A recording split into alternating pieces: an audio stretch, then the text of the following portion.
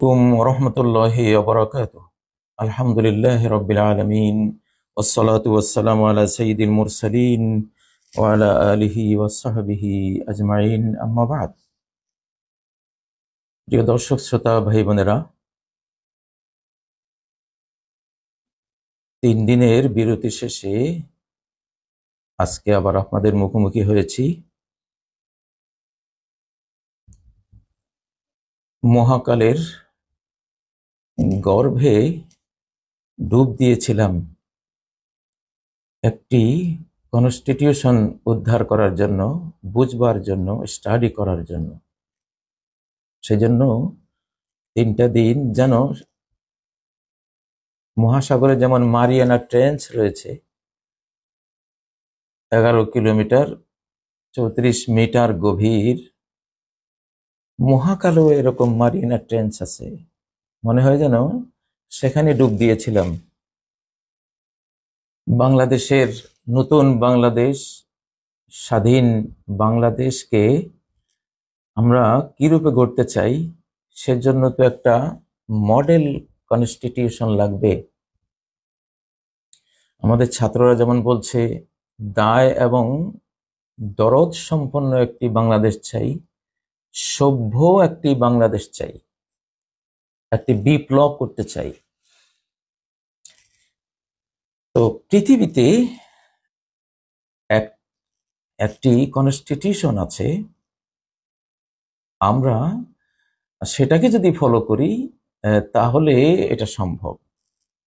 Mother constitution, যেটা আপনারা দেখতে পাচ্ছেন, কনস্টিটিউশন অফ মদিনা বা দস্তুর আল মদিনা আরবিতে বলা হয়, সাহিফা আল মদিনা, ওয়াসিকাতুল মদিনা, বিভিন্নভাবে এটাকে বলা হয়। মহানবী সাল্লাল্লাহু আলাইহি সাল্লাম যখন মক্কা থেকে তিনি মদিনায় আগমন করেছিলেন, তখন তিনি এই কনস্টিটিউশন লিখেছিলেন। তিনি কিন্তু হাদিসগুলো লিখতে নিষেধ করেছিলেন তখন, তার সময়কালে কোরআন যখন নাজিল হচ্ছে তখন।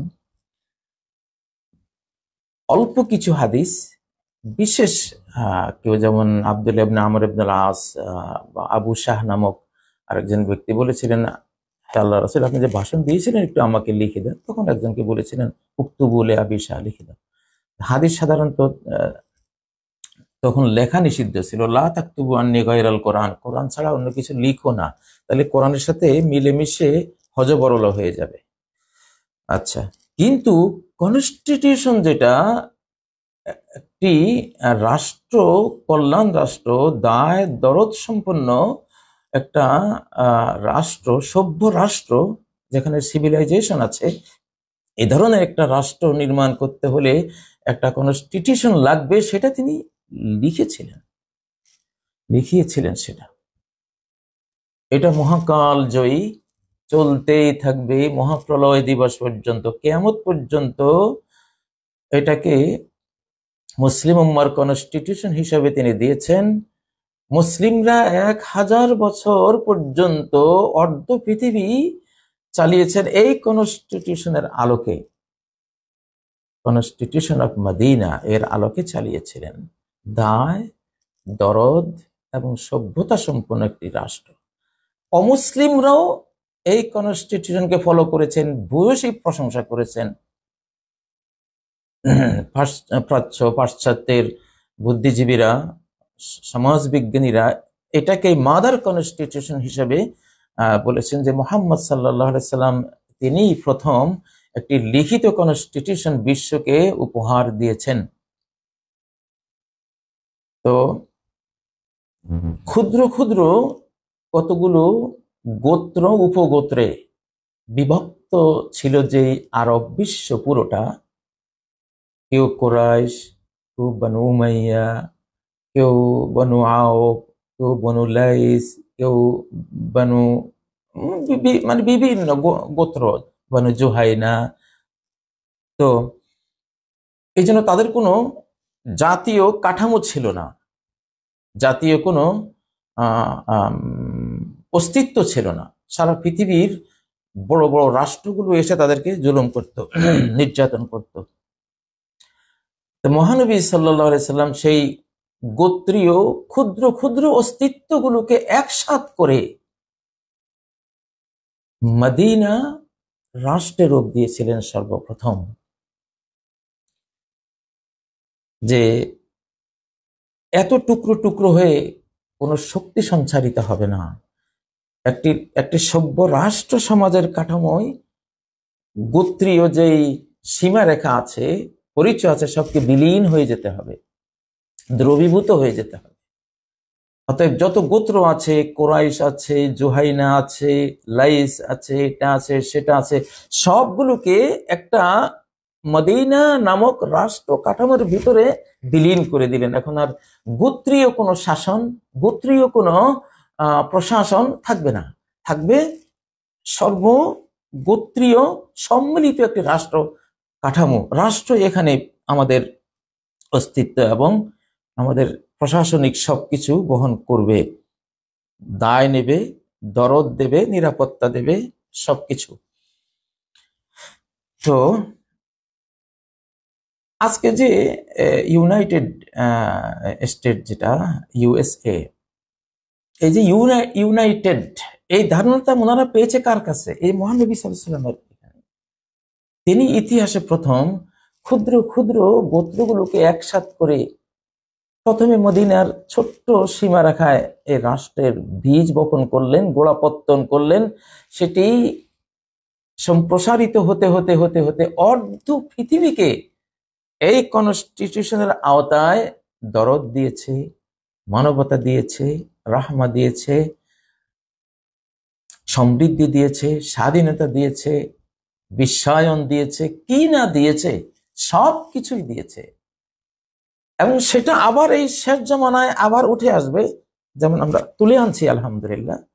এখন গোটা বিশ্বকে সেটা দয়া, মায়া, স্নেহ, মানবাধিকার দিয়ে লালন করবে।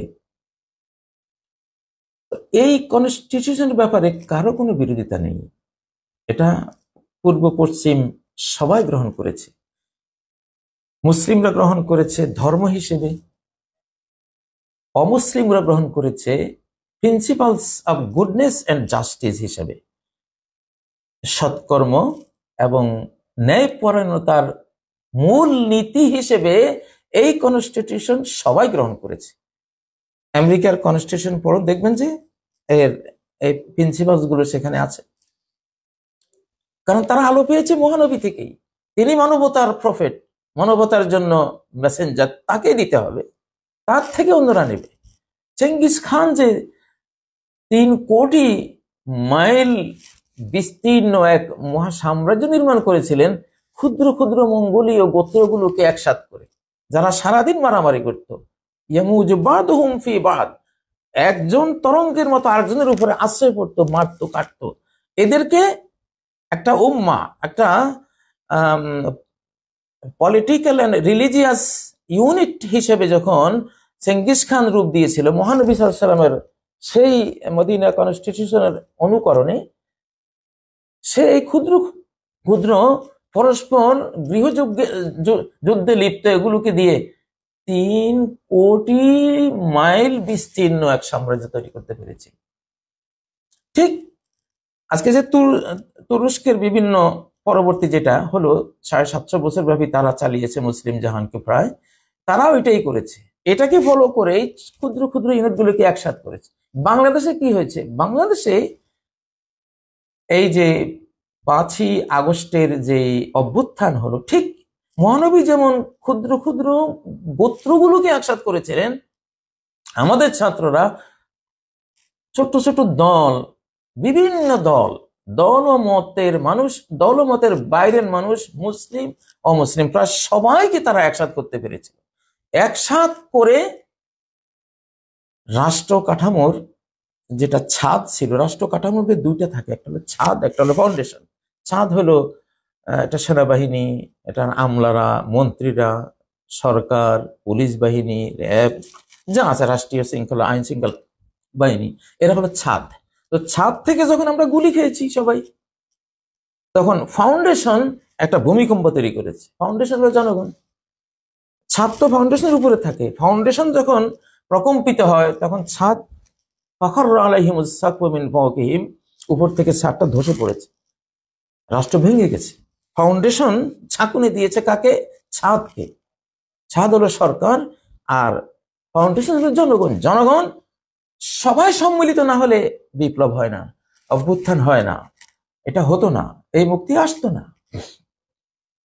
তো রাষ্ট্রের ফাউন্ডেশন রাষ্ট্রের ছাদকে প্রচন্ড ঝাঁকুনি দিয়ে ভেঙে দিয়েছে, ভেঙে দিয়ে নতুন একটা রাষ্ট্র কাঠামো রূপে আত্মপ্রকাশ করেছে, নতুন সরকার এসেছে। ঠিক এই বিপ্লবটা যেমন আমরা গোটা জাতিকে, আমাদের ছাত্ররা গোটা জাতিকে ঐক্যবদ্ধ করার কারণে, ছাত্র জনতা সেনা সবাই একসাথে হওয়ার কারণে হয়েছে, ঠিক এটাতে মহানবীকে ফলো করা হয়েছে, জেনে বা না জেনে। উনি ওইটাই করেছেন। বিশ্বের প্রথম ছোট্ট ছোট্ট নৃতাত্ত্বিক বিভিন্ন গ্রুপকে একসাথ করে একটা বিপুল শক্তিশালী একটি রাষ্ট্র নির্মাণ করা, যেটা ধীরে ধীরে এক্সপ্লেন হতে হতে হতে হতে হতে অর্ধ পৃথিবীকে নিয়েছে তারাও তাই। তো আসলে সেই মদিনা কনস্টিটিউশন আমি আজকে আপনাদেরকে পোস্ট করে দেব। এখানে যে 63 মোট আরবিতে 52 আর্টিকেল বিশিষ্ট এই কনস্টিটিউশন, 52টি ধারা এখানে রয়েছে। ইংরেজিতে অনেকে অনুবাদ করতে গিয়ে কেউ 63 লিখেছেন, কেউ 47 লিখেছেন, কেউ একটু কয়েকটা ধারাকে একসাথে করেছেন, কেউ এক্সপ্লেইন করেছেন, সেই জন্য কম বেশ হবে। তো সেগুলি আমি দিচ্ছি আপনাদেরকে, পোস্ট করে দেব। এই গত 3 দিন এটা নিয়ে ডুবেছিলাম যে আসলে বাংলাদেশের সামনে একটা মহা বিপদ আছে, এটা পুরো জাতি মিলে এই যুদ্ধে, দেশ রক্ষার যুদ্ধে সামিল হতে হবে, এছাড়া মহা বিপদ আছে। বিপদ আসবেই, এটা কনফার্ম, এটা আসবে, এটা কনফার্ম, এটা ঘোষিত। তো মহানবীর বাণীতেও এটা আছে, তো সেটা তো আসবেই। তো সেজন্য এখনই যে দলীয় কোন্দল শুরু হয়েছে, যে আপনার দলীয় স্বার্থ, ছোট ছোট রাজনৈতিক বিভিন্ন পয়েন্ট অফ ভিউ থেকে আমরা যেভাবে কথা বলতে শুরু করেছি, এটা একেবারে ধ্বংসাত্মক। এগুলিতে যাওয়াই যাবে না এখন। সেই ঐক্য, সেই বৈপ্লবিক, সেই ইউনিটি আমাদেরকে ধরে রাখতে হবে। যে মহানবী সাল্লাল্লাহু আলাইহি সাল্লাম যেটা তিনি দিয়েছিলেন, সেই মদিনা কনস্টিটিউশনের প্রথম যেই বাক্যগুলো, this is a book of Muhammad সাল্লাল্লাহু আলাইহি সাল্লাম, the prophet and messenger of God, মানে messenger of Allah, between the faithful and the followers of Islam, অর্থাৎ Muslims, from among the Quraysh and the people of Medina and those who may be under them may join them. তো এই অর্থাৎ এটা হলো মুহাম্মদ সাল্লাল্লাহু আলাইহি সাল্লামের পক্ষ থেকে একটা লিখিত সংবিধান। তিনি কে? প্রফেট অ্যান্ড মেসেঞ্জার, তিনি রাসূল এবং নবী, পয়গম্বর, বিধাতার পক্ষ থেকে এটা এসেছে। আপনারা হয়তো এখন চিন্তা করুন, এটা তো ধর্মভিত্তিক, ইসলাম ভিত্তিক। এই কনস্টিটিউশন আপনি ধর্ম হিসাবে নিতে পারবেন মুসলিমরা, আর যারা ধর্ম হিসেবে নেবে না, একটা আর্টিকেল নাই যে অন্য ধর্মের কেউ আপত্তি তুলবে। তারা এটাকে নেবে principles of goodness and justice হিসেবে, তারা ধর্ম হিসেবে নেবে না, নেওয়ার দরকারও নাই, যেহেতু তাদের ভিন্ন ধর্ম আছে। তারা এটাকে সুন্দর ন্যায় পরায়ণতার নীতিমালা হিসেবে নেবে। এখানে 25টা আর্টিকেল আছে মুসলিমদের পারস্পরিক বিভিন্ন সহাবস্থান, শান্তিপূর্ণ পিসফুল সহাবস্থান কিভাবে সম্ভব সেই বিষয়ে 25টা, আর 27টা আছে জিউসদের ব্যাপারে। তখন মদিনায় ইহুদিরা ছিল, তো জিউস বলতে এখানে হিন্দু, বৌদ্ধ, খ্রিস্টান, জিউস সবাই, তাদের জন্য 27টা। কিভাবে তাদেরকে মুসলিম উম্মার সমান্তরাল একটা প্যারালাল উম্মা হিসাবে স্বীকৃতি দেওয়া হয়েছে, আপনারা আশ্চর্য হবেন। এখানে যাদেরকে আজকে আমরা সংখ্যালঘু বলছি, না, মহানবী সংখ্যালঘু বলেননি। তিনি বলেছেন সেম রাইটস প্রাপ্ত একটা প্যারালাল পলিটিক্যাল ইউনিট, তারা প্যারালাল, সমান, সেম রাইটস মুসলিমদের মতোই। মুসলিমরা যে অধিকার ভোগ করবে তারাও সে অধিকার ভোগ করবে। এখানে সংখ্যালঘু কথাটাই নাই, মাইনরিটি কথাটাই নাই। তো এত সুন্দর বিধান। তা আমাদের যে বিপ্লবী ছাত্র জনতা সবাই আমরা চাচ্ছি একটা বাংলাদেশকে গ্লোবাল পর্যায়ে নিয়ে যেতে। তো গ্লোবালাইজেশন অফ বাংলাদেশ যদি আমরা চাই, তাহলে গ্লোবাল একটা কনস্টিটিউশন লাগবে। যেই কনস্টিটিউশন গ্লোবালাইজেশন পেয়ে গেছে অলরেডি, গ্লোবালাইজেশন করেছে, সে করে দেখিয়েছে, সে অর্ধ পৃথিবীকে সেই সৌন্দর্য দিয়েছে, সমৃদ্ধি দিয়েছে, স্বাধীনতা দিয়েছে, মানবতা দিয়েছে, হিউম্যান রাইটস দিয়েছে, সব কিছু দিয়েছে। হেয়ার অ্যান্ড হেয়ার আফটার, দস্তুর দুনিয়া ওয়ালা আখেরা, constitution of here and hair আফটার। এটা এটা আমাদের এক একজন নাগরিককে এই দুনিয়াও দিবে, অনন্ত লোকের শান্তিও দিবে। এমন একটা পবিত্র কনস্টিটিউশন, এটাই তো মানবতার কল্যাণ করবে, এটা আসা উচিত। এটা কিন্তু নবীজি লিখে গেছেন চিরস্থায়ীভাবে। বিগত 100 বছরে এটা 1924-এ কামাল আতাতুর্কের মাধ্যমে এটা হারিয়ে গিয়েছে। এখন এটা আবার উঠে আসবে, এটা উঠে আসবে, এখন উঠে আসতেছে আলহামদুলিল্লাহ। তো এটা আমরা যদি চাই, এটা দায় আর দরদ, রেসপন্সিবিলিটি এবং মার্সি। তো কনস্টিটিউশন অফ রেসপন্সিবিলিটি কোনটা? এইটা যে অর্ধ পৃথিবীর শাসনকর্তা ওমর কতটা দায় নিয়েছিলেন। রাতের বেলায় ছদ্মবেশে ঘুরতে গিয়ে যখন দেখলেন মা তার কয়েকটা বাচ্চা নিয়ে, খাদ্য নেই, এখন সে সেখানে পানি গরম করছে বাচ্চাদেরকে প্রবোধ দেওয়ার জন্য যে তোমাদের জন্য কিছু রাঁধছি। মা আশা করছে যে গরম করতে করতে ওরা তো ঘুমিয়ে পড়বে, তখন আমি তাদের এই যন্ত্রণা থেকে বাঁচলাম। ওমর এটা দেখে কিভাবে মর্মাহত হলেন যে হায় রে, আমি কি জবাব দেবো আল্লাহর কাছে কাল কিয়ামতের মাঠে? আমারই তো দায় ছিল। আটা, খেজুর, ময়দা, এটা সেটা বস্তা নিলেন। তার ক্রীতদাস বললো যে আমার মাথায় তুলে দেন। বললেন না, কিয়ামতের দিনে তোমাকে জবাবদিহি করতে হবে না, আমাকে জবাবদিহি করতে হবে, আমার মাথায় তুলে দাও। আসলে কি বলবো, সেই ওমর মাথায় করে নিয়ে ওই মায়ের ওখানে পৌঁছলেন, নিজে কাই তৈরি করলেন, রুটি তৈরি করলেন, আরো যা যা লাগে সব তৈরি করে বাচ্চাদেরকে খাইয়ে তারপরে ফেরত আসলেন। এটাকে বলে দায়ওয়ালা। আবু বকর যখন এই কনস্টিটিউশনের অধীনে তিনি রাষ্ট্রের দায়িত্ব নিয়েছিলেন, একটা এতিম মেয়ে এসে কাঁদতেছে যে আপনি তার আমাদের ছাগলের দুধ দুইতে এখন আর যাবেন না, আপনি এখন রাষ্ট্রের প্রেসিডেন্ট হয়ে গেছেন। তিনি বলেন না না না, আমার দায়িত্ব ঠিকই থাকবে। উনি একটা এতিম পরিবার ছিল, তাদের দুধ দোয়ার মতো কেউ ছিল না, আবু বকর গিয়ে সেটা করতেন। প্রেসিডেন্ট হয়েও সে কাজটা চালু রেখেছেন। মহানবী সাল্লাল্লাহু আলাইহি ওয়াসাল্লাম যখন এই কনস্টিটিউশনের তিনি প্রেসিডেন্ট ছিলেন, একটা কীটদাসী যদি 5 কিলোমিটার দূরে তার একটা বোঝা তার মাথায় তুলে দিতে হবে, কেউ নাই, আপনি একটু আমাকে এটা তুলে দেন, আমি কোনো লোক পাচ্ছি না, উনি গিয়ে 5 কিলোমিটার দূরে হেঁটে গিয়ে তার মাথায় ওটা তুলে দিয়ে আসতেন। দায় কাকে বলে?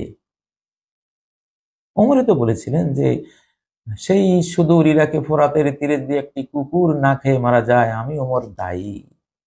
ছাত্ররা, প্রিয় ছাত্র জনতা, এই এমন একজন প্রেসিডেন্ট আমরা চাই। আমাদের কপালে জুটে নাই, কিছুটা পেয়েছিলাম 2-1 জনের মধ্যে।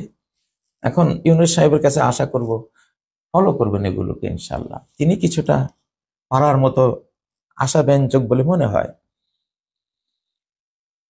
তো দায় এবং দরদ, আপনি দরদ কাকে বলে? দরদ যে তিনি যে দরদটা এখানে আর্টিকেলগুলোতে লিখেছেন, আমি আরবিতে পড়ি যেহেতু তিনি নবীজি আরবিতে লিখেছেন, ইংলিশও আছে, আমরা আরবিতে বেশি স্বাচ্ছন্দ্য বোধ করি। সরাসরি আরবি না বুঝলে অনুবাদ পড়ে সেই শান্তি পাওয়া যায় না, মজা পাওয়া যায় না। অরিজিনাল একবারে দুধ দহন করে বর্ধষ্ণ গরুর ভিতরে যে উষ্ণতা থাকে সেইটা সহ দুধ পান করলে যেই মজাটা, এটা দিয়ে পাউডার বানালে কি সেই মজা হয়? যাই হোক, তো সেজন্য আমরা আরবিতে পছন্দ করি বেশি। দেখুন একটা আর্টিকেল এখানে আছে, ওয়ান্নাল মুমিনিনা লা ইয়াতরুকুনা মুফরাহান বাইনাহুম আন ইউতুহু বিল মারুফি ফি ফিদাইন আও আকলিন। এই কল্যাণ রাষ্ট্রে, দায় ও দরদের সভ্য রাষ্ট্রে এমন একজন ঋণগ্রস্ত মানুষ রাখা যাবে না, যাদের সেই মুমিনদের ভিতরে হোক, অন্য ধর্মের মানুষদের ভিতরে হোক, যে ধর্মের হোক, একজন ঋণগ্রস্ত দায়গ্রস্ত মানুষ, সংসার আছে, খানেওয়ালা আছে, কিন্তু তার রুজি নেই, ঋণগ্রস্ত, এমন একজন এই রাষ্ট্রে থাকবে না, রাখা যাবে না। তাকে মুক্ত করতে হবে, মুক্তিপণ দিয়ে যা কি লাগে তার ঋণ শোধের জন্য, তার পরিবার চলার জন্য কি লাগে সে সবকিছু, একটা রাষ্ট্রীয় বীমা, পুরো রাষ্ট্রটাই যেন একটা বীমা, বীমা করা, প্রত্যেককে হেল্প করতে হবে। সে যদি ক্ষুধার্ত থাকে, তার পরিবার ক্ষুধার্ত থাকে, তাহলে তোমরা ইমানদারই নও। কিসের তোমাদের ইমান আছে? তোমাদের এই রাষ্ট্রের একজন নাগরিক না কি আছে, তুমি ইমানদার? কিসের ইমানদার? এটা কি ইমান বলে? হ্যাঁ, আল্লাহু আকবার। কেমন দরদ যে নবীজি বললেন যে একজন নাগরিক আসছে, তার খাবার নেই, তিনি এখন মেহমান, কে নেবা? তো একজনে নিয়ে গেছে, তার ঘরে আছে শুধু তার বাচ্চাদের খাবারের একটা রুটি। এখন স্বামী বলল স্ত্রীকে, বাচ্চাগুলিকে ঘুম পাড়িয়ে দাও, তো ঘুম পাড়িয়ে দিছে, বাচ্চারা আর খেলো না ওই রুটিটা, একটা দুইটা রুটি। তো দরদটা দেখেন, কারণ উনি একজন আমাদের এই রাষ্ট্রের একজন নাগরিক, আমরা দায়িত্ব নিয়েছি কাউকে না খাইয়ে রাখবো না। তো এখন বাচ্চাদেরকে ঘুম পাড়িয়ে দেওয়া হলো। স্বামী স্ত্রী ইশারাতে তারা বললো যে বাতি থাকলে তো আমরা না খেলে মেহমান খাবে না, কৌশল করে বাতিটা নিভিয়ে ফেললেন। এখন অন্ধকার, অন্ধকারে তো আহারে বাতিটা নিভে গেল, আসলে তারাই নিভিয়ে দিয়েছে কৌশল করে, মানে পুরো রুটিটাই অতিথিকে খাওয়াবে, সেই জন্য এই কৌশল নিয়েছে, যাতে অতিথি টের না পায় যে ওনারা খাচ্ছে না, ওনারা শুধু জিহ্বা ছাড়ছেন এমনি খামাখাই, আর অতিথি মনে করছে তারাও খাচ্ছে, সেই হিসেবে তিনি খাচ্ছেন, খেতে খেতে পুরো রুটিটাই উনি খেলেন। এটাকে বলে দরদি সমাজ। প্রিয় বন্ধুরা, তো দেখুন এখানে আর্টিকেল গুলো আমি তো আজকে সব আপনাদেরকে বলবো, আমি দিয়ে দেবো, আপনারা দেখবেন, ছাত্ররা তোমরা দেখবা ইনশাল্লাহ। এই যে এখানে যে মদিনায় তখন হিন্দুরা ছিল না, মুশরিকরা ছিল না, ইহুদিরা ছিল, জিউস ছিল, তাদের জন্য 27টা আর্টিকেল, ধারা নবীজি দিয়েছেন। কি সুন্দর আর্টিকেল 25, আর্টিকেল 25-এ কি আছে? and Jews of Banu Auf, বনু আউফের যে ইহুদি আছে, তারা one community along with the believers, তারাও একটা উম্মা, তারাও একটা জাতি হিসেবে এখানে থাকবে উইথ দ্য বিলিভার্স, মুমিনদের সাথে। তারা একটা কমিউনিটি, তারা মাইনরিটি, এটা বলা হয়নি, তারা একটা উম্মা, মুসলিমরা একটা উম্মা। আরবিতে বলা হয়েছে ওয়ান্না ইয়াহুদা বানি আউফিন উম্মাতুন মাআল মুমিনিন, মুমিনরা যেমন একটা উম্মা, একটা পলিটিক্যাল রিলিজিয়াস কমিউনিটি, ঠিক তেমনি বানি আউফের ইহুদিরা, একটা গোত্রের কথা বলেছেন, মানে সব ইহুদিরাই, তারাও জিউসরাও একটা উম্মা, একটা কমিউনিটি, মুমিনদের প্যারালাল, তাদের সমান অধিকার প্রাপ্ত। লিল ইয়াহুদি দীনুহুম ওয়া লিল মুসলিমিনা দীনুহুম, ইহুদদের জন্য তাদের দিন, for the Jews their religion and for the Muslims theirs। তো কত সুন্দর। আচ্ছা, আবার এখানে যেটা, যদি কেউ অপরাধ করে, মুসলিম হোক জিউস হোক, হিন্দু বৌদ্ধ খ্রিস্টান হোক, কেউ যদি কোনো অপরাধ করে তখন এটা only one himself and his house hold, এটা ভুক্তভোগী করবে শুধু তাকে। একটা একটা জিউসদের মধ্যে একজন অপরাধ করেছে, পুরো জিউস কমিউনিটিকে যেন দায়ী করা হবে না, সবাইকে দোষারোপ করা হবে না, যে করেছে শুধু তাকে অ্যান্ড হিজ হাউস হোল্ড, তার তার তার গৃহবাসী যারা আছে, তার বাপ দাদা চাচা ইত্যাদি ইত্যাদি, তারা দায় নিবে। তাদের সন্তান কেন এটা করলো? আমরা যেমন একজন দোষ করে সবাইকে দোষী করে ফেলি, মহা অন্যায়, মহা অন্যায়, এটা কিছুতেই মেনে নেওয়া যায় না। তো আপনার এখানে যেই আর্টিকেলগুলো একের পর এক দেয়া আছে, যেমন গোত্রীয় কোনো ভেদ প্রথা রাখাই হয়নি। কেউ কেউ নিম্ন বর্ণের, কেউ উচ্চ বর্ণের, কেউ এই বর্ণের, কেউ সেই বর্ণের। এই যে বাংলাদেশেও আমরা মিয়া ভুইয়া এটা সেটা, আমি মন্ত্রীর গোত্র গোষ্ঠী, উনি সচিবের গোষ্ঠী, তার একটা আলাদা না, একেবারেই ছিন্ন ভিন্ন করে দেওয়া হয়েছে এগুলোকে। এই যে and the Jews of Banu al-Aus shall have the same rights as the Jews of Banu Auf, article এটা মানে 30, আর্টিকেল 30-এর মধ্যে এরকমই সবগুলো, যে বানু আউসের যেই জিউসরা আছে, ইহুদিরা আছে, তারা বানু আউফের ইহুদিদের মতোই সেম রাইটস তারা ভোগ করবে, সমান অধিকার ভোগ করবে, কোনো তারতম্য নেই, কোনো তারতম্য নেই। মানে কি বলবেন, মানে পৃথিবী ধন্য, এমন একটা মানে রব্বুল আলামিন গিফটেড এবং প্রফেট গাইডেড এমন একটা কনস্টিটিউশন বিশ্বে আছে এখনো বহাল তবিয়তে। প্রায় এখানে আরবিতে 52টা আর্টিকেল, আর ইংরেজিতে আরেকটু তারা এটাকে সম্প্রসারিত করে 63, কেউ বা একটু কম বেশ, কেউ 47 পর্যন্ত নিয়েছেন এখানে, হ্যাঁ কেউ 63 66 পর্যন্ত নিয়েছেন, একটু তাফসীর করার কারণে। এটা আনচেঞ্জেবল, এটার একটা শব্দ চেঞ্জ করা হয়নি, করা যাবে না। আমরা আমাদের কনস্টিটিউশন লেখা হয়েছে যার যেমনি মনে চায় কদিন পরে এটা চেঞ্জ, এটা চেঞ্জ। আরে বাবা, এটা কিসের কনস্টিটিউশন? এটা হলো আহওয়া, কুপ্রবৃত্তি, কতগুলি প্রবৃত্তি লিখে দিয়েছে, কুপ্রবৃত্তি। কোরআন এগুলোকে কুপ্রবৃত্তি বলে। এগুলো দিয়ে ফ্যাসিবাদ তৈরি হয়, স্বৈরাচারী তৈরি হয়, জালিম তৈরি হয়, চোর ডাকাত তৈরি হয়, রাষ্ট্র বিক্রয়কারী মির্জাফর তৈরি হয়, জগৎ শেঠ তৈরি হয়। এই যে কনস্টিটিউশনে আমরা 53 বছর আমরা চললাম, এটাই তো প্রথমে বমি খাইয়েছে আমাদেরকে।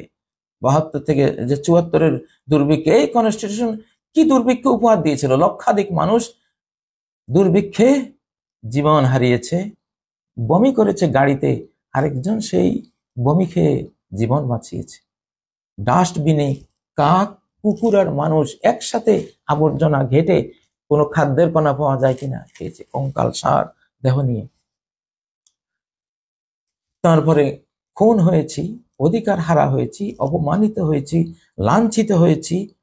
40টি বছর শিক্ষকতা করলাম, শিক্ষকতা করার শেষে একটা ফুলের তোড়া দিয়ে তো বিদায় জানানো উচিত ছিল, সেখানে হ্যান্ডকাপ লাগিয়ে দিল। বুঝলো না যে এই লোকটা 40টা বছর জীবনের এই জাতি গঠনের সময়টা কাটিয়ে দিল একটা মিথ্যা মামলা, সম্পূর্ণ মিথ্যা মামলা। আদালতে গিয়েছিলাম, তো আদালতে কি হয়েছিল? আমার উকিল বলল যে স্যার, আইসিটি আইনে তো বলা আছে যে বক্তা দোষী না, বাক স্বাধীনতার অধিকারের কারণে কোনো বক্তা আইসিটি আইনে দোষী না, দোষী হলো সম্প্রচারকারী, যিনি সম্প্রচার করবেন।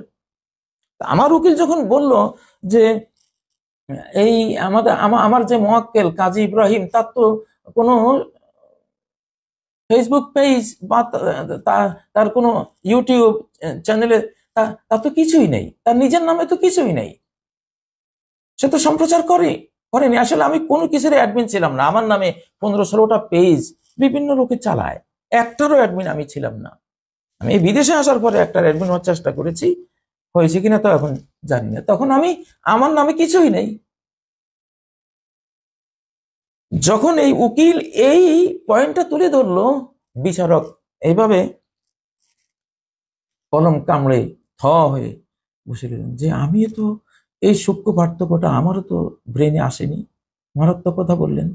তাহলে তো ওনার তো মামলাই হলো না, ওনাকে তো পুরো মামলাটাই মিথ্যা, ভুয়া। এই যে ভুয়া ভুয়া ছাত্ররা স্লোগান দিয়েছে ভুয়া।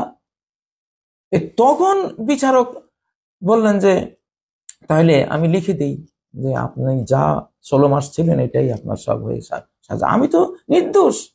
নির্দোষ হওয়ার কারণেই বিচারক সেদিন ওই মামলা বাতিল করে দিয়েছেন, খালাস করে দিয়েছেন। কিন্তু মিথ্যাবাদী মিডিয়াগুলো প্রচার করলো কি, প্রচার করানো হলো কি যে উনি যে ভুল করেছেন, এটা করেছেন, সেটা করেছেন। ভুল করলো যারা মামলা করেছে তারা, আর প্রচার করা হলো কি কাজী ইব্রাহিম ভুল স্বীকার করেছে। মিথ্যুকের উপরে আল্লাহর লানত। ভুলটা করলি তোরা মামলা দিয়া, তোদের আইনে সেই মামলা হয় না। এমন একটা রাষ্ট্র, কিসের কনস্টিটিউশন, কতগুলো একজনের মনে যা চেয়েছে বাস, পাগল মন মন রে তুই কেন এত কথা বলিস, পাগল মন মন রে তুই কেন এত কথা বলিস, পাগল মনে কি কি চেয়েছে লিখে দিয়েছে। এটা একটা কনস্টিটিউশন হলো? হ্যাঁ, কিছু ধারা আছে যেটা মহানবীর কনস্টিটিউশন থেকে ধার করা, এটা সবাই নিয়েছে। এটা এটা যেহেতু মোহাম্মদ সাল্লাহ সাল্লাম ইব্রাহিম আলাইসাল্লামের সন্তান, আর ইব্রাহিম আলাইসাল্লাম হলেন লিডার খ্রিস্টানদের ঈসা আলাহিসাল্লামের মাধ্যমে, কারণ ঈসা আলাহিসাল্লাম ইব্রাহিমী বংশের, তিনি লিডার জিউসদের, কারণ মুসা আলাহিসাল্লাম তাদের নবী, মুসা আলাহিসাল্লাম ইব্রাহিম বংশের। আবার ইব্রাহিমের লিডার মুসলিমদের, কারণ তারা মোহাম্মদ সাল্লাহ সাল্লামের উম্মত, মোহাম্মদ সাল্লাহ সাল্লাম ইব্রাহিম আলাইসাল্লামের সন্তান, সেদিক থেকে। আবার মজার ব্যাপার হলো হিন্দুরা ব্রহ্মা নামে যাকে পূজা করেন তিনি তো ইব্রাহিম, তারাও অজান্তে ইব্রাহিমকে ফলো, তো গোটা বিশ্ব তো ইব্রাহিমকে ফলো করে। এই জন্য গোটা বিশ্বে এই মদিনা কনস্টিটিউশন যেহেতু আওলাদ ইব্রাহিম, ইব্রাহিম আলাইহিস সালাম সন্তানরা দিয়েছে, এটাকে সবাই কম বেশ ফলো করে। কেউ ধর্ম হিসেবে ফলো করে, কেউ principles of goodness and justice হিসেবে ফলো করে। যাই হোক, কথা লম্বা হয়ে যাচ্ছে। আমি আর্টিকেল আমি আপনাদেরকে পোস্ট করে দিচ্ছি। আমি দেখেছি আমাদের ছাত্ররা মাহফুজ, তারপরে বিশেষ করে মাহফুজ সাধারণত এগুলো নিয়ে কথা বলে, তাকে দেখেছি। তো যারা বক্তৃতা করতে উঠেন, আসলে একটা একটা গাইডলাইন যদি তাদের সামনে না থাকে, তারা কথা যখন বলবেন ফাঁকে তো সেই এলাই উঠে যে যেটা জানে না সে সেটা দেবে কি করে। এখানে এই এই যে 52 ধারা বা 63-64টা আর্টিকেল, এগুলোর ভিতরে হাজারো আর্টিকেল লুকিয়ে আছে।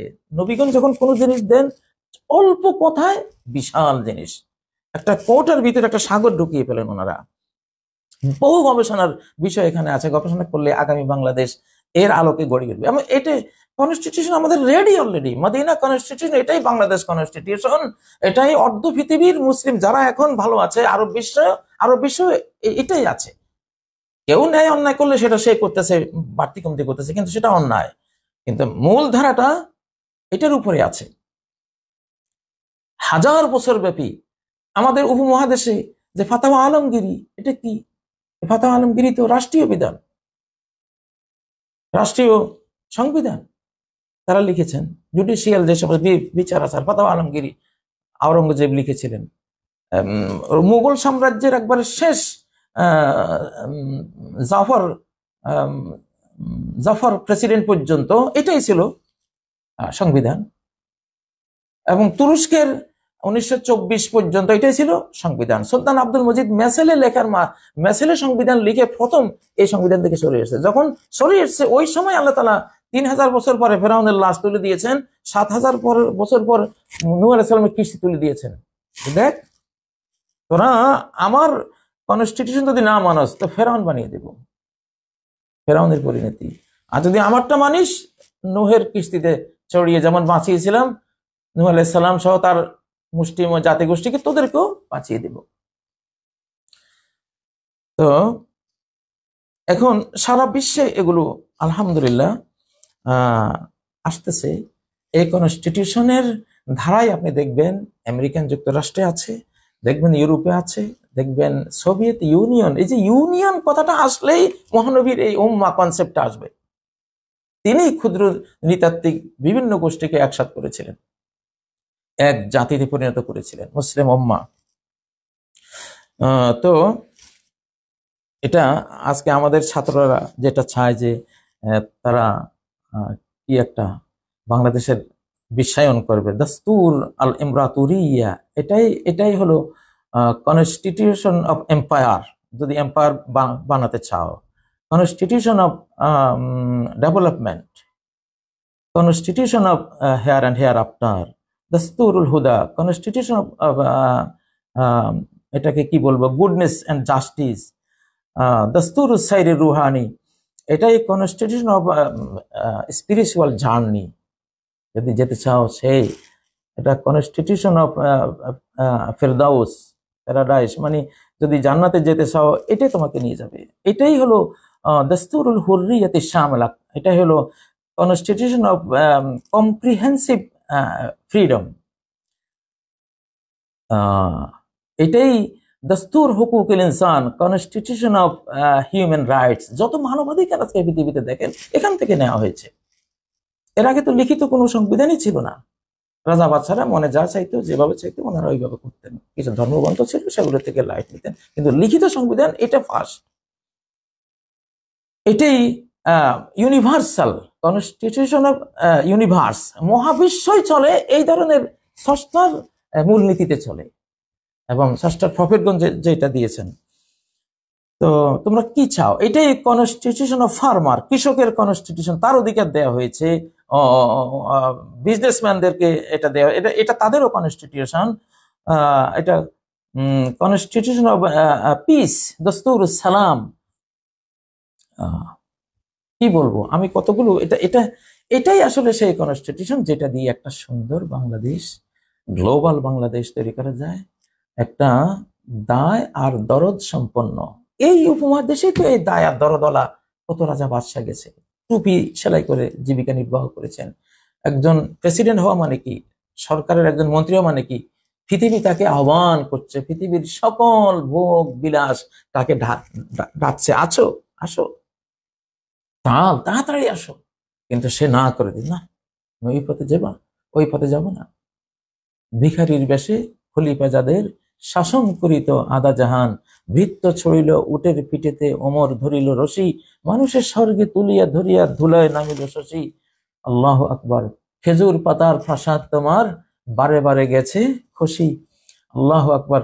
তো ওমর যে বালির উপরে ঘুমিয়েছেন, এই কনস্টিটিউশনে এই ওমর তৈরি করেছে, এই আবু বকর তৈরি করেছে, যে ওনার স্ত্রী একটু মিষ্টি খেতে চেয়েছেন। ওমর যে আবু বকর যেটুকু নেয় সরকারি কোষ থেকে, আমি ব্যবসা করে খেলে তো আমার পরিবার সেই লাক্সারিয়াস লাইফ তারা এনজয় করতে পারতো, কিন্তু এখন তো আমি সেটা পারতেছি না, করতে গেলে রাষ্ট্র চালাবো কেমন, সময় থাকে না।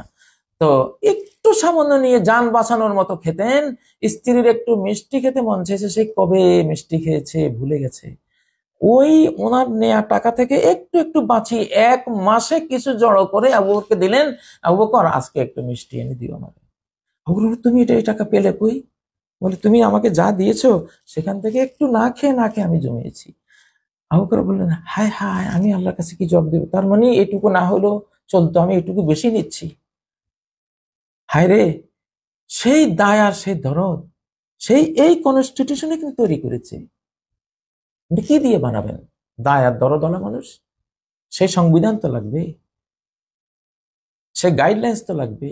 সেটা না দিলে ওই স্বৈরাচারী তৈরি হবে, ওই ঘুরি উল্টি ওই একই বৃত্তে আমরা ঘুরবো, আমাদের রাষ্ট্র কখনো সুন্দর হবে না। তো এই জন্য মদিনা কনস্টিটিউশনকে মাদার কনস্টিটিউশন হিসাবে যেমন সারা বিশ্ব নিয়েছে, আমাদেরকেও নিতে হবে। এটা অলরেডি লিখিত আছে। এটার যে 61 বা 63, 64 যে আর্টিকেল গুলো আছে, এগুলো সমস্ত স্কুল, কলেজ, মাদ্রাসা, ইউনিভার্সিটিতে মুখস্থ করিয়ে দিবেন। ওই যে খুচরা নাট বল্টু যেগুলো হাজারো হাজারো উপধারা এগুলি আছে, এগুলি এখানে এখানে যেখানেই কোনো সমস্যা হবে, যেখানেই কোনো সমস্যা দেখা দেবে, সেইটা মহানবী কি বলেছেন, মারাদ্দাহু ইলাল্লাহি ওয়া রাসূলিহি। যে কোনো বিচারিক, ফৌজদারি হোক, দেওয়ানি হোক, যে কোনো কিছু একটা ফয়সালা নিতে, বিচারিক ফয়সালা নিতে হবে, refer to Allah, refer to Muhammad সাল্লাল্লাহু আলাইহি সাল্লাম, বাস। ওনারা দিবেন, কারণ দিয়ে রেখেছেন সব। সেটা পরে হয়তো 10 বছর লাগবে, সে খুচরা খুচরি। এখন তো আগের বিচারিক ধারা তো চলমান আছে, ধীরে ধীরে আমরা চেঞ্জ করতে থাকবো। নবীজি তো একদিনেই আর এই সংবিধান কার্যকর করে ফেলেননি। এর এর বিস্তীর্ণ যে বিধিবিধান সেটা করতে 23 বছরে করেছেন, বা যদি হিজরত থেকে শুরু করি 10 বছর, সামনে 10 বছরে তিনি এটা করেছেন। আমরা সময় নেব, ধীরে ধীরে আমরা নেব। কিন্তু এখানে যেই 52 ধারা বা 64 আর্টিকেল যেগুলো ইংলিশে একটু বাড়তি করে তারা এক্সপ্লেন করেছেন, তো এইটা যদি মুখস্থ থাকে কেউ দুর্নীতি বাঁচাতে পারবে না। সে এখানে বলাই আছে যে এগুলো আল্লাহ গিফটেড এবং প্রফেট গাইডেড, এবং এগুলো দিয়ে বিচার হবে। এটা কেমন দেখেন কি মারাত্মক কথা লেখা আছে। যদি যে ওয়াইন্না ইয়াসরিবা হারামুন, এই রাষ্ট্রটা একটা হারাম। মক্কা যেমন হারাম এলাকা, মুহতারাম এলাকা, ওখানে একটা পাখিও মারা যায় না, একটা গাছ কাটা যায় না, একটা মানুষকে জুলুম করা যায় না। নবীজি এই এই সংবিধানের আলোকে মদিনাকেও সেই ঘোষণা দিয়েছেন, হারামুন জাওফু আলি আহলি হাযিহিস সাহিফা, এই সংবিধান যারা মানবে তাদের জন্য এই রাষ্ট্রটা হারাম, অবৈধ। এই রাষ্ট্রের একটা রাষ্ট্রীয় গাছও কেউ কাটতে পারবে না, কোন নাগরিককে সে কোনো রকমের কোনো ইনসাল্ট করতে পারবে না, কোনো জুলুম করতে পারবে না, কোন তার। দেখেন এই সংবিধানটাই মহানবী বিদায় হজ্জে বলে গেছেন, ইন্না আইয়ু বালাদিন হাজা, এটা কোন শহর, বলবে যেটা মক্কা। আইয়ু শাহরিন হাজা, এটা কোন মাস, বলে এটা জিলহজ মাস। তো বলে ফাইন্না দিমাআকুম ওয়া আমওয়ালাকুম ওয়া আরাদাকুম আলাইকুম হারামুন কাহুরমাতিশ শাহরিকুম হাজা কাহুরমাতি বালাদিকুম হাজা ফি শাহরিকুম হাজা। আল্লাহু আকবার। যে আল্লাহর বিধানে এবং মুসলিম রাষ্ট্রীয় সংবিধানে যেভাবে মক্কা হারাম, যেভাবে এই মাসটা হারাম, তেমনি ভাবে সারা বিশ্বে এই মুসলিম সাম্রাজ্যের ভিতরে তোমাদের জান, কাউকে খুন করা সেইভাবে হারাম, কারো সম্পদ আত্মসাৎ করা সেইভাবে হারাম, অবৈধ ইলিগাল, এবং কারো ইজ্জত নষ্ট করা সেইভাবে হারাম। বরং মক্কা মদিনার যেই যে যে হারাম, মানে এখানে যে কোনো অন্যায় নিষিদ্ধ, তার চেয়েও একজন নাগরিকের জান মাল ইজ্জত হরণ করা আরো বেশি নিষিদ্ধ। কারণ এই কাবা তো তৈরি করা হয়েছে মানুষের জন্য, তাহলে কাবার হুরমতের চেয়েও, কাবার মর্যাদার চেয়েও মানুষের মর্যাদা আল্লাহর কাছে বেশি। এটা আছে হাদিস, তাবারানির হাদিসের মধ্যে রয়েছে যে একজন মুসলিম, একজন মুমিনের হুরমত কাবার চেয়েও বেশি। এটা এই সংবিধানের সংরক্ষিত, সংবিধানে সংরক্ষিত।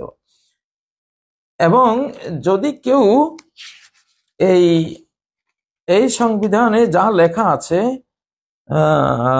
এখানে যদি কেউ এটার বিরোধিতা করে, তাহলে আছে এখানে একটা আর্টিকেলে, ফাইন্নামান আহদাসা ফিহা হাদাসান আও আওয়া মুহাদিসান, এই সংবিধান বিরোধী, সংবিধানকে মেনে নেয়ার স্বীকৃতি দেওয়ার পরে, ভোট দেওয়ার পরে, বাইয়াতের পরে যদি কেউ সংবিধানের বিরুদ্ধে কোনো বিশ্বাসঘাতকতামূলক কাজ করে, আহদাসা ফিহা হাদাসান, কোনো কুসংস্কার, রাষ্ট্রবিরোধী কোনো কাজ করে, আওয়া মুহাদিসান, রাষ্ট্রবিরোধী, ধর্মবিরোধী, এটা তো multi religious state under his leadership.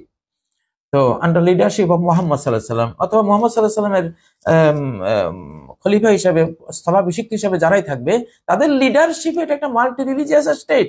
এইখানে যদি কেউ এই চুক্তির বিরুদ্ধে কিছু করে, মুসলিম হোক, জিউস হোক, হিন্দু, বৌদ্ধ, খ্রিস্টান হোক, ফালাইহি লানাতুল্লাহি ওয়াল মালাইকাতি ওয়ান নাস আজমাইন, তার উপরে অভিসম্পাত আল্লাহর, সমস্ত ফেরেশতার, গোটা মানব জাতি। এই কনস্টিটিউশন আমাদের আগামী দায় দরদ ও সভ্যতা সম্পন্ন বাংলাদেশের কনস্টিটিউশন। এটা constitution of here and hair আফটার। জান্নাত তো যাবো এটা দিয়ে। এই সৌভাগ্য কার আছে বলেন? আগে সংবিধান মানুষে লিখে দিয়েছে, এটা পড়লেও সওয়াব নেই, এটা মানলেও সওয়াব নেই, বরং আরো গুনাহ। আর এটা যেটা, এটা পড়লেও আপনি সওয়াব পাবেন, এটা চিন্তা করলেও সওয়াব পাবেন, মুখস্থ করলে সওয়াব পাবেন, মানলে তো মানতে তো হবেই, মানলে সওয়াব পাবেন। আপনার দুনিয়াও ঠিক, আখিরাতও ঠিক। এই যে মদিনা নামটা, মদিনা মানে কি? সভ্য রাষ্ট্র। মদিনা শব্দের অর্থ হলো মদিনা তামাদ্দুন থেকে, তামাদ্দুন মানে সভ্যতা, হাদারা, তাহজিব, তামাদ্দুন মানে সিভিলাইজেশন। তো একটা সভ্য রাষ্ট্র এটা নির্মাণ করেই নবীজি ইয়াসরিবের নাম দিয়েছিলেন মদিনা, একটা সভ্য রাষ্ট্র। একজন উর্দু কবি মদিনা নামের একটা উর্দু ভাষার দিক থেকে একটা ব্যাখ্যা দিয়েছেন, মাহনে শাকহ কর লিয়া হে দিন কো আগোশ মে মদিনা।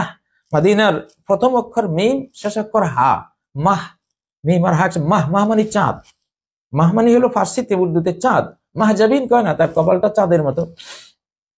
তো মাহ, তো মাহ, মিম আর হার মাঝখানে হলো দিন, দিন। চাঁদ যেন দুই টুকরা হয়ে, চাঁদ তো দুই টুকরা হয়েছিল, চাঁদ যেন দুই টুকরা হয়ে দিনকে তার কোলে ধরে রেখেছে। আল্লাহু আকবার, মদিনা। তো মদিনা মানে এমন একটা সভ্য রাষ্ট্র যেটা দিনকে, ধর্মীয় ন্যায়পরায়ণ, অনুশাসন, নীতিমালা ধারণ করে যে টিকে আছে। আল্লাহু আকবার। যাই হোক, তো আমরা যদি দায়ওয়ালা কোনো রাষ্ট্র তৈরি করতে চাই, মদিনা কনস্টিটিউশন লাগবে। যদি দরদওয়ালা কোনো রাষ্ট্র সমাজ বানাতে চাই, মদিনা কনস্টিটিউশন লাগবে। যদি কোনো সভ্য রাষ্ট্র বানাতে চাই, এটা লাগবে। এটাই সারা পৃথিবীতে অনুসৃত। সেটাই আপনাদেরকে উপহার দিলাম, আমি পোস্ট করে দিচ্ছি ইনশাআল্লাহ আজকের এই প্রোগ্রাম শেষে। তো আল্লাহ তাআলা আমাদেরকে তৌফিক দান করুন, আমরা যাতে নতুন বাংলাদেশকে, যে বাংলাদেশ আসলে ফাউন্ডেশন আর ছাদের আঘাতে এটা ধ্বংসস্তূপ, অতীতের কিছু নাই, অতীতের যারা এখনো বসে আছেন আপনারা সবাইকে বিদায় করে দেন, তাদেরকে তাদের স্থান থেকে সরিয়ে দেন, কারণ তারা ধ্বংসস্তূপ, এখন রাবিশ, এই রাবিশ গুলো ক্ষতি করবে। নতুন করে হ্যাঁ তারা যদি আসে ভবিষ্যতে তওবা ইস্তেগফার করে শুদ্ধ হয়ে, বাংলাদেশ রাষ্ট্রের কোনো বিশ্বাসঘাতকতা করবে না, বাংলাদেশ রাষ্ট্রেরই তারা থাকবে। দুরঙ্গি ছোড় দে এক রঙ্গি হো যা, ইস্ট ওয়েস্ট নেই বাংলাদেশই হো যা, বাংলাদেশই হয়ে যাও। বাংলাদেশ বিশ্বকে লিড দেবে ইনশাল্লাহ। আগামী আমরা দেখতে পাচ্ছি বাংলাদেশ থেকে লিডারশিপ আসবে, সারা পৃথিবী এই জন্য বাংলাদেশের দিকে আসছে। অতীতেও এই বাংলাদেশে সেই প্রশান্ত মহাসাগরীয় অঞ্চলের দাবিরা এসেছিল, সেই ইউরোপের দিক থেকে যারা তারা এসেছিল, আরাবিয়ান, ইয়েমান, বিভিন্ন আরব গোত্রে এরা এসেছিল, সে অস্ট্রেলিয়া থেকে এসেছিল, সারা পৃথিবী থেকে। এটা শঙ্কর জাতি এই জন্য। তো এখন আবার আসতেছে কেন? আল্লাহ কেন নিয়ে আসতেছেন? আল্লাহ চাচ্ছেন এই বিচক্ষণ এই বাঙালি জাতিকে আল্লাহ তাআলা বিশ্ব লিডারশিপে তিনি নিয়ে আসবেন ইনশাআল্লাহ। কথাগুলো আপনারা মনোযোগ দিয়ে শুনবেন, এগুলি হবে ইনশাআল্লাহ সামনে। তো আল্লাহ তাআলা আমাদেরকে, আমাদের বাংলাদেশকে সুন্দর করার তৌফিক দেন। আল্লাহ তাআলা, আমরা যদি আল্লাহর বিধাতার বিধানটাকে ফলো করি, আমরা যদি মুহাম্মদ সাল্লাল্লাহু আলাইহি সাল্লামের সেই ন্যায়পরায়ণ রাষ্ট্রনীতিগুলো ফলো করি, আল্লাহর মার্সি আসবে, আল্লাহর দয়া আসবে, সমৃদ্ধি আসবে, মান্না সালওয়া রিজিক আসবে ইনশাআল্লাহ। মান্না সালওয়া তো বুঝেনি, আকাশ থেকে নাজিল হওয়া রিজিক আসতেছে ইনশাআল্লাহ। বাংলাদেশ বাঙালিরা পেট খালি করো ইনশাআল্লাহ। যদি সেই পবিত্র সংবিধানে পবিত্র একটা জাতি হও, তাহলে পেট খালি করো, এই কুলা বানাও ইনশাআল্লাহ। আল্লাহ তৌফিক দিন। সুবহানাকাল্লাহুম্মা ওয়া বিহামদিকা আশহাদু আল্লা ইলাহা ইল্লা আনতা আস্তাগফিরুকা ওয়া আতুবু ইলাইক। আসসালামু আলাইকুম ওয়া রাহমাতুল্লাহি ওয়া বারাকাতুহু।